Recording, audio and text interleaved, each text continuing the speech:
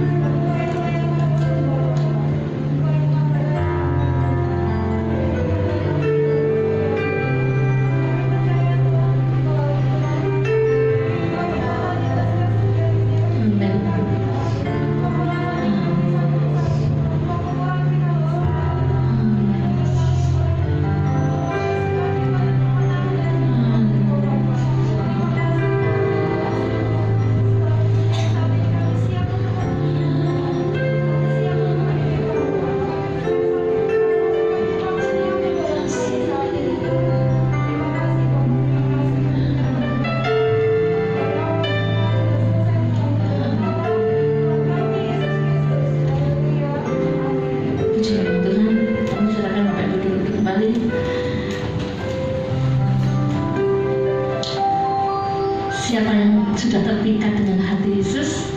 Amin. Nama Tuhan. Kita tidak akan pernah melepaskan Yesus yang sudah melekat di dalam hidup kita. Kita akan pujikan Yesus, Yesus. Yesus.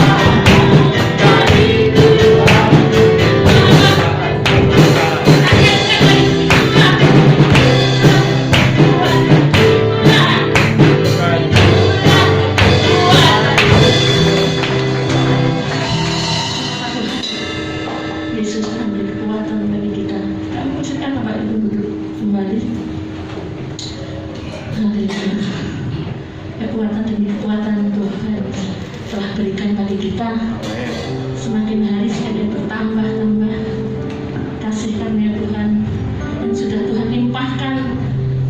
Kita diberi kesehatan. Puji nama Tuhan hingga detik ini ya Ibu. Jangan takut, jangan cemas. Itu adalah kekuatan bagi kita untuk yang mengikut Tuhan. Tuhan pasti jaga. Amin. Amin Bapak Ibu. Tuhan menjaga, melindungi kita saat detik ini sampai hari ini. Puji nama Tuhan. Kami beri waktu untuk yang bertugas untuk menjalankan kolektor. Siapa saja ya, soalnya pagi hari ini tidak ada. Mbak Indri mungkin. Mari silakan. Kita pujikan tambah hari.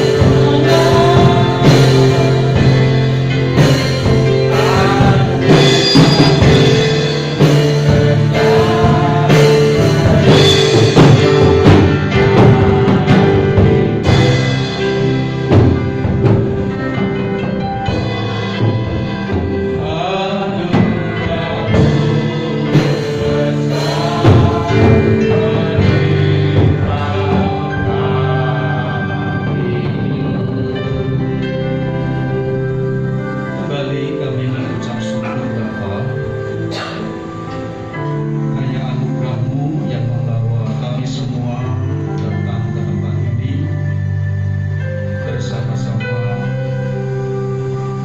ingin selalu mendengar kabar baik yang daripada-Mu sendiri oleh pemberitaan Injil keselamatan dalam pengurapan roh kebenaran yang dapat menjangkau setiap jiwa yang dalam kegelapan beroleh terang hidup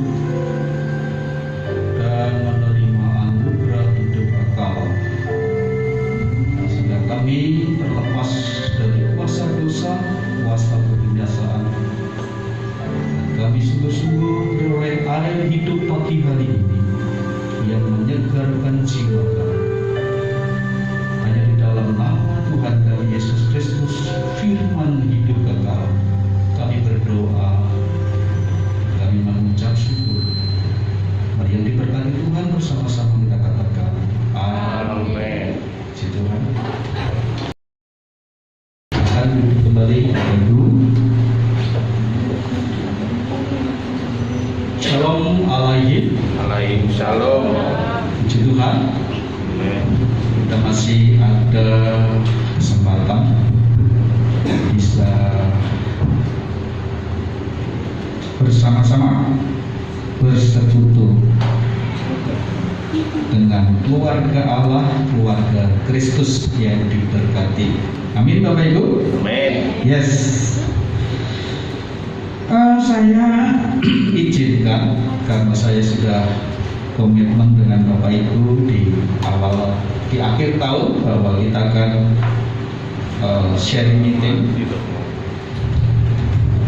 dalam hal membahas ucapan bahagia dari Sang Mesias Juru Selamat dunia yang lahir dari bangsa Yahudi untuk dunia. Alkitab bersaksi bahwa Anak domba Allah yang memikul dosa dunia, darahnya yang dicurahkan untuk menghapus dosa dunia, itu adalah karya Allah, bukan karya manusia, sesuai dengan janji kitab suci. Oleh karena itu kebangkitan, kelahiran, kematian, kebangkitan Tuhan Yesus sesuai kitab suci. Nah, kitab suci itulah yang acuan kita untuk mengenal kebenaran Allah. Dikatakan bahwa hidup kekal di pasal Yohanes 17 ayat yang ketiga, hidup kekal adalah yaitu mengenal Engkau ya Bapa, satu-satunya Allah yang benar dan yang mengenal Yesus Kristus yang Engkau utus. Nah, tapi kita kembali bukan ke situ dulu, tapi kita akan kembali ke Matius.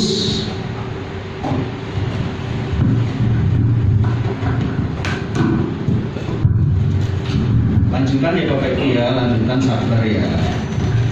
Karena kalau diulang-ulang sampai Bapak Ibu bosan, berarti Bapak Ibu sudah paham, sudah hafal. Kalau Bapak Ibu belum bosan, berarti belum paham, belum hafal ya. Karena saya diajari juga begitu, membaca ayat, mengerti ayat, diulang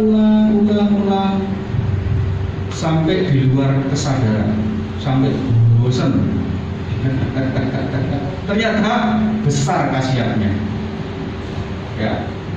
Orang yang hafal dengan orang yang ngerti Alkitab itu beda.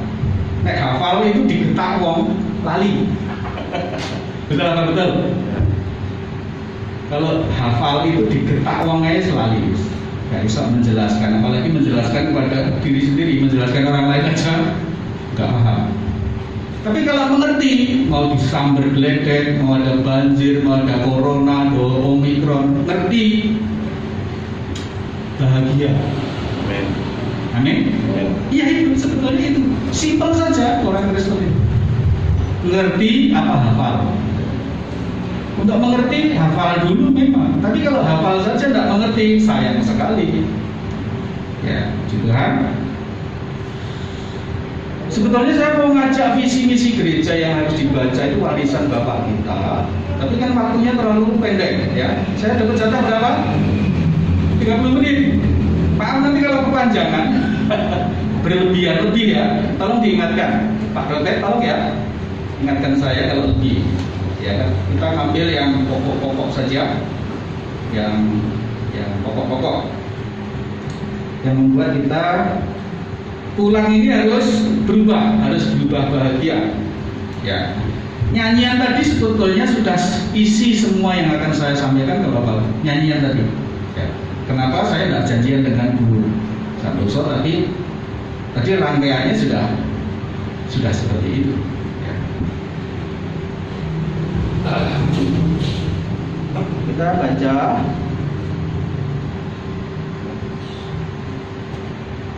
Matius berapa? 5 ya? Masih ingat? 5. Betul? Yang ayat 1 Pak Santoso masih ingat? Ini ayat 1. Ayat 1-nya sudah? Bukan. Mana Pak Gayus? Itu logonya belum keluar, ayatnya belum keluar. Kita Logo awal masih ada Pak Gayus. Kalau untuk saya logonya dikeluarin ya. Itu yang gembala yang bawa domba itu logo untuk saya sepanjang saya memberitakan firman Tuhan sepanjang tahun ya. Oh ya maaf, Pak Gayus kan tidak kontak ya, karena saya ini menggantikan posisi Mas Panca, karena Mas Panca keluarganya ada yang sakit, kakak, orang tua, kakak atau keponakan gitu, satu keluarga pokoknya. Terus beliau ngebel, Pak minta tolong saya digantikan ya, coba ganti yang lain dulu, enggak deh, karena saya mencari-cari kok, saya butuh yang sambungannya yang akhir tahun dulu Pak, supaya nyambung gitu. Oh itu ya wis Pak, kalau itu ya kemauannya ya oke gitu. Saya sudah nawarkan, coba yang lain, coba yang enggak Pak, saya pengen yang itu sambungannya gitu. Oh iya, jadi sambungannya, maka saya membawakan sambungannya, menggantikan posisinya Mas Panca. Nanti kita bawa dalam doa ya, keluarga-keluarga yang sakit, keluarga yang terjangkit, banyak sekali, banyak ya. Tuhan Matius pasal 5 ayat yang pertama bunyinya gimana? Kita baca. Ketika Yesus melihat orang banyak itu, naiklah ia ke atas bukit. Oh, sudah masuk ke berbahagialah yang pertama. Berbahagialah orang yang miskin di hadapan Allah, karena merekalah yang mempunyai kerajaan surga.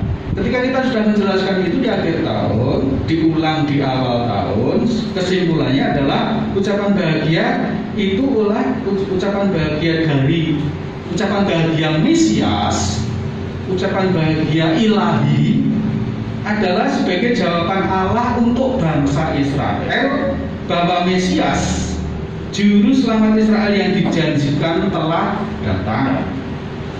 Maka dimulainya kerajaan Allah yang sudah datang itu, Kristus adalah rajanya. Maka cara bahasanya Tuhan Yesus tidak mengaku-ngaku langsung, tapi pakai bahasa-bahasa yang membuat mereka itu paham apa enggak ya. Mereka yang paham akan Kristus sudah datang, mereka bersukacita. Tapi mereka yang tidak paham, mereka bikin ulah, ya, bikin fitnah, bikin ulah, bikin penolakan. Tapi dia yang mendapat urapan, dia yang merasa itu dia miskin di hadapan Allah, dia langsung sukacita.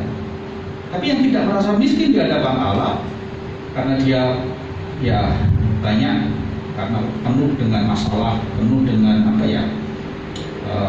cita-cita, kemudian tidak di dalam Tuhan, tidak miskin di hadapan Tuhan. Artinya tentang Tuhan dia tidak miskin, tidak haus. Dia hanya haus tentang dunia ini. Wah, tentu beda tanggapannya tentang Kristus. Nah, demikian juga kita yang datang hari ini, itu sebetulnya orang-orang yang miskin di hadapan Allah, apa rindu, kurang terus gitu rasanya. Terhadap Allah itu kurang terus. Persekutuan sudah ada masih kurang terus. Nah, itu miskin di hadapan Allah. Mau beribadah itu naik bisa itu setiap hari lah. Bersekutu tiap hari lah. Pernah terjadi nggak? Pernah. Di Israel pernah terjadi itu.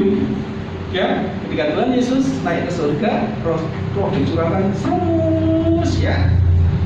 Itu meluap, melingkap kasih Allah yang luar biasa, membuat mereka hidup siang dan malam di bait suci dan mau pulang. Sehingga para rasul melayani mereka juga siang malam.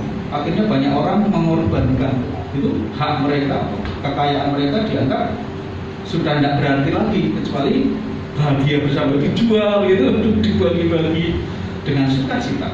Tidak ada rasa tidak ada rasa perbedaan lagi. Mereka adalah satu keluarga Allah, satu keluarga Kristus. Ya, puji Tuhan. Itulah gambaran sekilas. Ketika ini terlalu meloncat ya tiba-tiba. Tapi makanya kita kembali ke kenapa Tuhan Yesus mengatakan berbahagialah kamu. Jadi sekarang bahagia yang kedua apa? Bahagia yang kedua apa?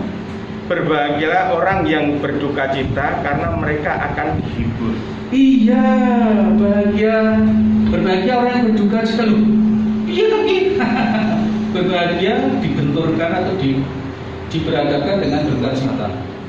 Bisa nggak? Bisa nggak? Duka cita kok bahagia ini gitu? Lucu ya? Ya kalau kita duka cita apa yang dimaksud? Kalau kita kehilangan sesuatu ya tidak mungkin lah kita itu berduka cita, bahagia, kehilangan kok bahagia. Nah kehilangan dosa mungkin ada orang yang bahagia, tapi ada yang mana dosaku kan gitu. Lucu ya? Ada orang yang bahagia kehilangan dosanya, tapi ada yang berduka cita karena kehilangan dosanya. Karena kalau gini, kalau aku dosaku tak tinggalkan, aku kan tidak bisa bergaul lagi. Kan kehilangan mata pencaharian yang model ini itu dia hemat, duka cita.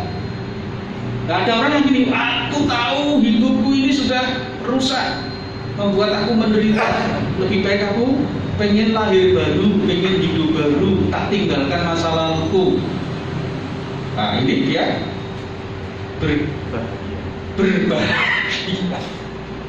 Ya bisa membandingkan Bapak ya? Bisa membandingkan duka cita kok diperhadapkan dengan bahagia ini dia loh. Nah ternyata seperti itu.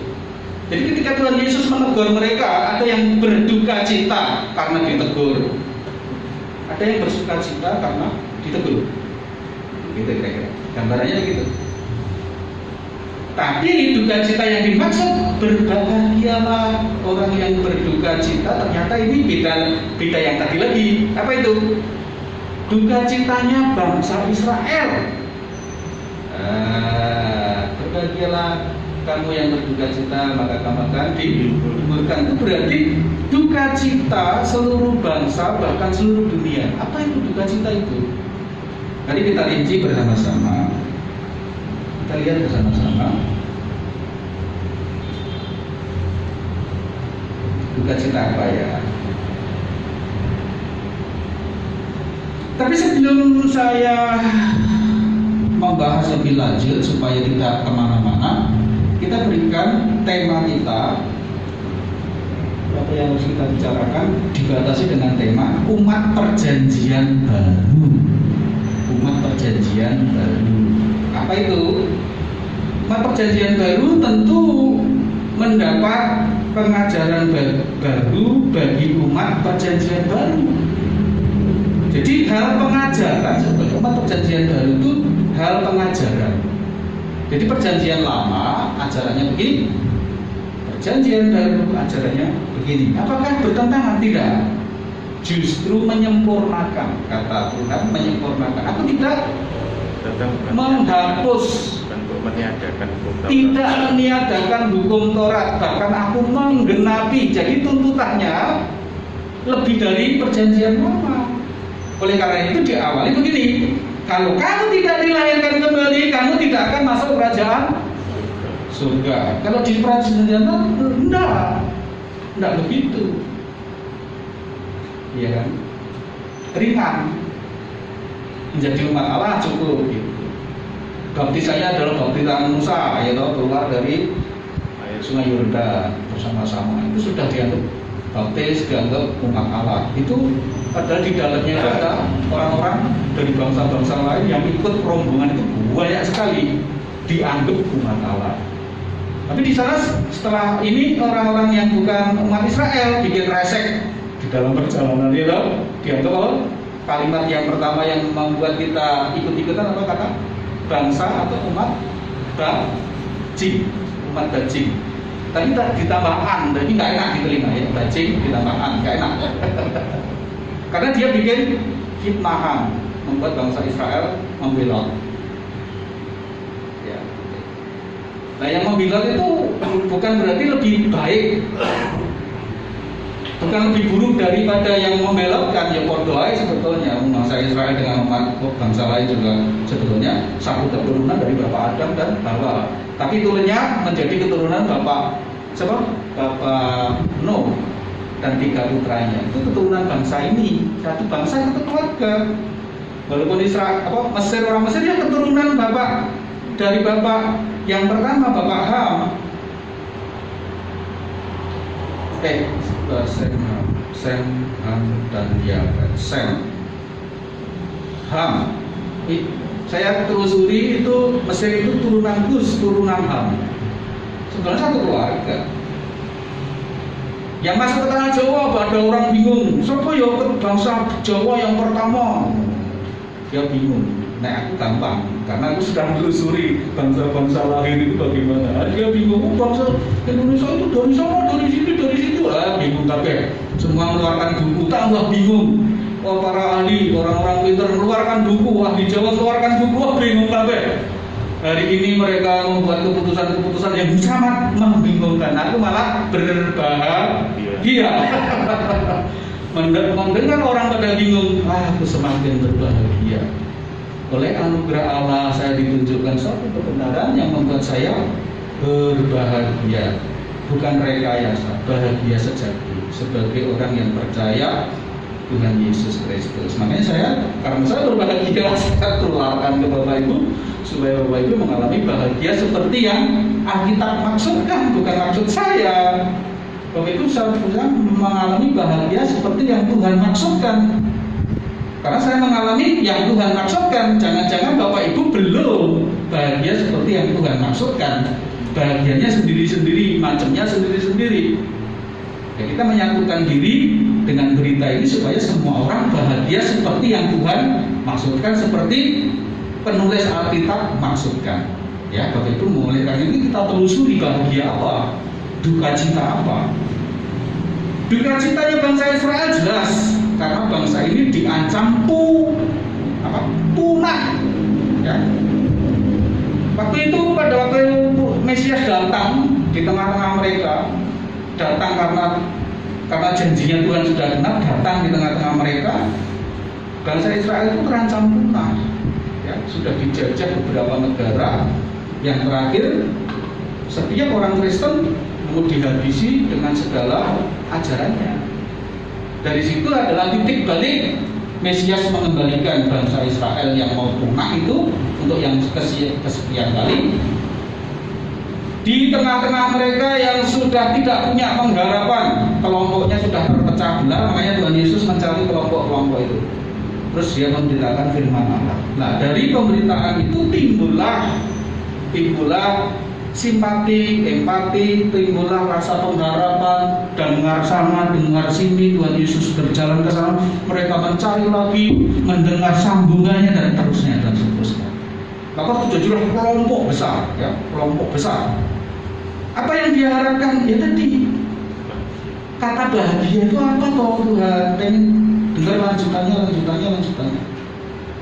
Terus dari mendengar suara kata Tuhan bahagia menunjukkan bahwa mereka memang benar-benar orang-orang yang haus bahagia sejati, ya, bahagia sejati, bahagia surgawi, bahagia hidup kekal. Maka banyak orang mereka bertanya, Tuhan ajarilah kami berdoa, Tuhan ajarilah kami hidup kekal, Tuhan ajari apa makna Taurat, Tuhan ajarilah kami apa itu ajaran Musa, ajaran Yohanes yang sebenarnya bagaimana? Tanya terus mereka. Bapak Ibu Saudara, menunjukkan bahwa mereka berduka cita karena dunia benar-benar tidak memberikan apa yang mereka butuhkan secara jiwa atau secara rohnya. Jadi pengajarannya adalah ajaran palsu. Ibadahnya menjadi ibadah yang palsu karena banyaknya muncul Mesias palsu, yaitu Mesias yang tidak dijanjikan. Banyak mendahului. Pada waktu Mesias yang dijanjikan mau datang, itu di dunia kuasa gelap itu mempersiapkan Mesias palsu yang banyak sekali. Mesias palsu, agama palsu banyak sekali, informasi palsu banyak sekali, guru-guru palsu banyak sekali, membuat mereka tambah berduka. Mereka merasa aduh payah aku. Kalau gambarannya apa? Kepala disandarkan di gedung. Hidupnya pengennya tidak di kota. Nyandarnya bukan gedung lagi, nyandarnya di pohon-pohon gitu ya, nyandarnya di dinding-dinding juga, mengelompok kecil-kecil ya, mengharapkan Sang Mesias datang. Itu duka citanya ya. Bukan duka cita yang seperti kita, ayo maaf turut berduka cita ya karena ayah meninggal, bukan itu. Bukan. Turut berduka cita ya karena apa? Bukan. Tapi sebaliknya, berbahagialah kamu ya yang hari ini ulang tahun. Bukan itu juga. Bukan bahagia model itu, bukan.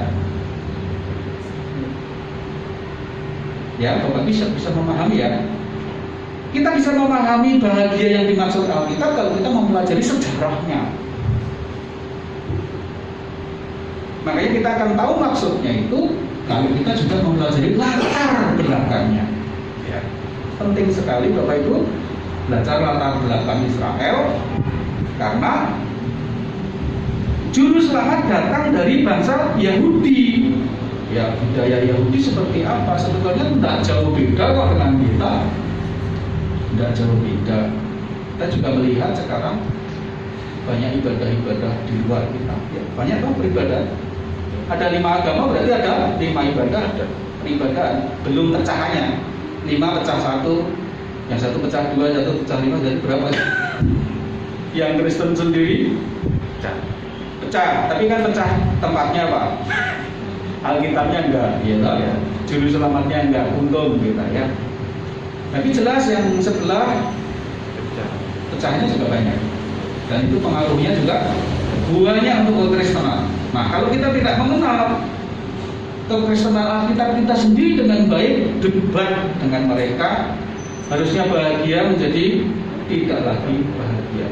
Kalau kita bahagia karena mengenal yang benar, maka kita bisa bercerita kepada orang lain, membuat orang lain juga bahagia sebetulnya. Harusnya begitu. Itulah pemuritan. Kalau kemarin bicara Mas Didit ngomong bahagia, pemuritan, sebetulnya pemuritan itu apa ya? Kita menjadi seperti Kristus. Ya. Karena murid harus sama dengan gurunya. Nah, kalau mengatakan orang Kristen saja, apakah mereka sudah murid Kristus? Diharapkan. Kristen diharapkan adalah murid Kristus. Nah, murid itu kan bertingkat-tingkat ya, yang kelas 1, kelas 2 dan seterusnya.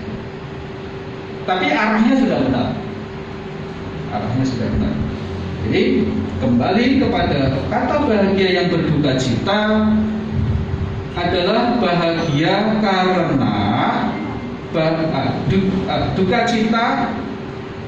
Berbahagialah mereka yang berduka cita karena mereka akan dihiburkan. Itu berarti ucapan ilahi Bapa lewat Putra kepada bangsa Israel yang mau punah. Itu catatannya. Itu catatan pentingnya. Kalau ini definisinya berarti kalau diaplikasikan kepada kita sekarang sama. Ucapan bahagia dari Sang Mesias dari pemberitaan Injil untuk segala bangsa yang mau binasa. Gitu. Kalau mau diaplikasikan, siapa itu? Ya kita termasuk di dalamnya. Binasa karena apa? Sebetulnya format awal itu di Taman Eden binasa karena dosa. Tapi dosa ini bisa menjelma loh Bapak Ibu. Dosa ini bisa berbentuk. Bentuknya apa? Kuasa kegelapan, kerajaan kegelapan, orang-orang yang dimasuki dirasuk dengan kuasa gelap itu, dia bertindak melawan Allah, melawan kebenaran, hidup berbarengan dengan kita, membuat kita apa? Duka cita. Coba kita melihat bahwa keluarga ini, kecil ini hidup benar, semua hidup benar, bukan hidup baik, hidup benar. Tapi benar menurut siapa? Lah harusnya benar menurut apa yang ditulis kitab suci, benar menurut apa yang Tuhan mau. Jangan benar menurut maunya sendiri-sendiri, tidak akan bahagia juga di rumah itu. Nah, contoh saya mendidik anak-anak di rumah. Kalau nggak benar, saya cuma ngomong, kok kamu seperti itu, nak? Siapa yang ngajari kamu? Diam aja. Apakah di sekolah dulu kamu diajari begitu? Diam saja. Kamu terpengaruh dari luar kah? Diam saja. Tapi besok sudah berubah. Jadi tidak perlu saya membentak-bentak, tidak perlu saya marah-marah, tidak perlu. Saya cuma tanya, ayat mana yang kamu pakai, kamu membuat dirimu seperti itu? Kamu menyusahin orang tua, menyusahin kakak adikmu, menyusahin lingkunganmu, gurumu, kamu susahin dengan caramu itu. Siapa yang ngajarin kamu? Itu kan saya duduk 4 mata. Jadi saya tidak banyak bicara, saya hanya banyak bertanya. Kalau dia menjawab ini, dasarmu apa? Jawab itu, dasarmu apa? Kan gitu. Enak kan? Kalau dasarku Pak, ada teman ngomong, oh temanmu ngomong ya. Kalau kamu senang temanmu ngomong apa senang Tuhan yang ngomong? Ya senang Tuhan yang ngomong. Ya udah, anak senang Tuhan yang ngomong. Tuhan ngomong begini tuh, kayak temanmu ngomong begitu. Ini Tuhan ngomong begini, yang ngomong ambil sekarang yang mana? Yang ngomongnya Tuhan, berarti yang ngomongnya teman dibuang ya. Ya Pak. Ini gampang kalau marah, tapi sulit untuk mendidik atau memuridkan, betul? Itu harus menahan diri. Memuridkan itu menahan diri, membuang diri, menyangkal diri, melawan diri sendiri, tidak marah itu, menyangkal diri, betul ya? Pak Rufai pernah gitu? Pernah. Ini Pak Rufai nggak pernah gitu. Pak Santoso nggak pernah gitu juga. Hebat. Itu saja sudah simpel. Mendidik anak dengan marah sama anak itu, Tuhan Yesus kalau mau marah-marah seluruh bangsa bisa nggak? Gampang. Tinggal murka sana murka sini. Oh, kok tidak ya? Orang berdosa yang mau fitnah dia cuma ya Bapak ampunilah dia karena nggak tahu, cuma gitu. Tapi dia mah dengan berdarah-darah, dengan menyalibkan dirinya, sebelum disalibkan dia menyalibkan dirinya. Artinya itu melawan dirinya itu hidup dengan mereka, ya kan? Terus memberi teladan kepada mereka dari subuh sampai petang hari masih kan itu dengan murid-murid. Jadi kata bahagia itu ternyata karena Kristus akan menghibur mereka, akan memberikan satu solusi pada mereka, akan menggembalakan mereka, akan apa? Mendidik mereka. Karena akan apa? Memulihkan mereka, mengembalikan mereka hubungannya yang sudah putus akibat dosa, dosanya dipatahkan supaya mereka bisa kembali bersekutu dan didamaikan dengan Allah, hidup dengan surga di bumi. Nah, itu kira-kira gambaran. Ya. Hidup di surga tapi di bumi, hidup seperti di surga tapi di bumi, menarik hadirat Allah turun ke bumi. Bagaimana ini Kristus yang melakukan itu? Karena seluruh dunia sudah nggak ada lagi kecuali Dia satu-satunya. Maka kata berbahagialah engkau yang berduka cita, maka engkau akan dihiburkan. Itu maksudnya. Karena seluruh dunia itu sebetulnya berduka cita, seluruh dunia, bukan Israel. Seluruh dunia berduka cita. Karena terancam apa? Kepunahan dan kebinasaan seluruh dunia akibat dosa. Ya. Pak, aku diingatkan loh, aku ngomong keren tadi. Kan? kurang 5 menit, puji Tuhan. Nah, kesimpulannya sekarang ya. Kesimpulannya. Oke. Itu ya. Jadi ucapan bahagia jangan diartikan ucapan duka cita. Kita sudah jelaskan bahwa bukan duka cita karena duka cita seperti yang kita pahami, tapi duka cita yang Israel alami, yang dilihat Allah. Duka cita yang dilihat Allah, bukan duka cita biasa, tapi duka cita karena dunia mau binasa. Bahagianya bagaimana? Ya kalau kita ketemu Mesias, ketemu Juru Selamat, dijamin keselamatannya, diampuni walaupun dosa kita semerah Kirmisi. Itulah bahagia sejati. Walaupun keadaan kita belum kaya, keadaan kita belum sehat, tapi kita sudah mendapat jaminan dari Sang Mesias. Sang Mesias itu dari mana? Dari Bapa Surgawi. Meterainya dari janji itu apa? Bukan darah anak domba, darah lembu, sapi, bukan. Meterainya adalah darahnya Sang Mesias sendiri, anak domba Allah. Siap dicurahkan untuk memeteraikan janji Allah menjadi perjanjian baru. Amin. Tuhan ya. Kita sambung lagi nanti. Berarti bahagia apa ini? Bawahnya Pak? Bawahnya berbahagia orang yang lemah lembut karena mereka akan memiliki bumi. Puji Tuhan. Itu kita sambung nanti ya Bapak Ibu ya. Kali hari ini sampai di sini. Dan mengucap syukur, mari kita berdoa. Silakan pemain tim musik maju ke depan.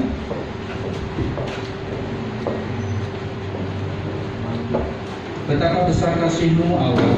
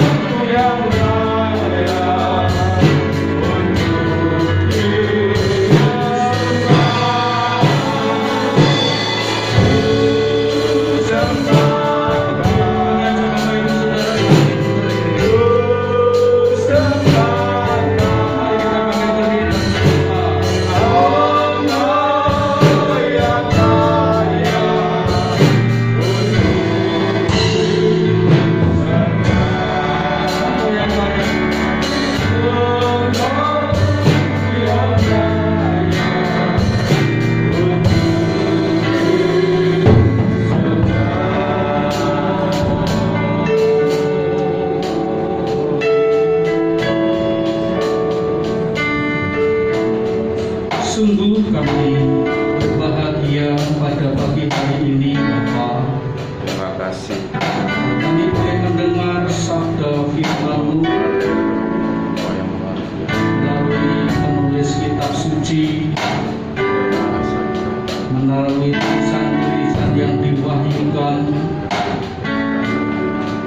berita Injil keselamatan yang diurapi dengan urapan dari tempat yang amat tinggi, sanggup menjangkau mereka yang sedang susah, yang sedang menderita, yang sedang sakit.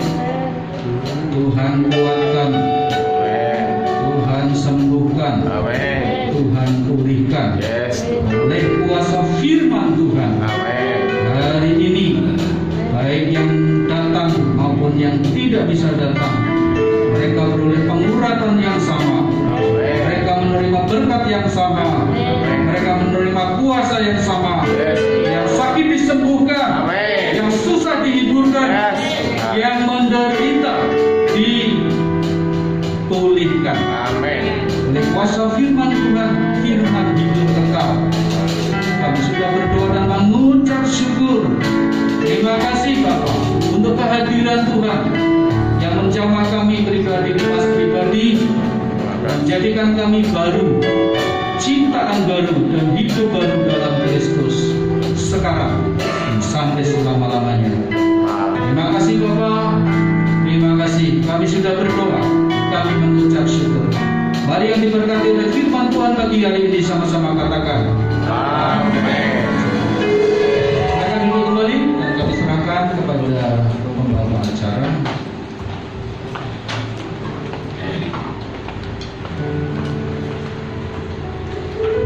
Puji nama Tuhan, kami yang percaya Bapak Ibu sudah diberkati oleh firman Tuhan. Amin.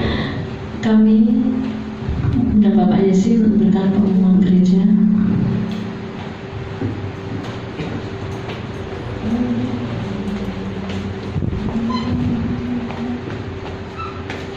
Halo, Halo. saya sampaikan untuk kegiatan satu minggu depan.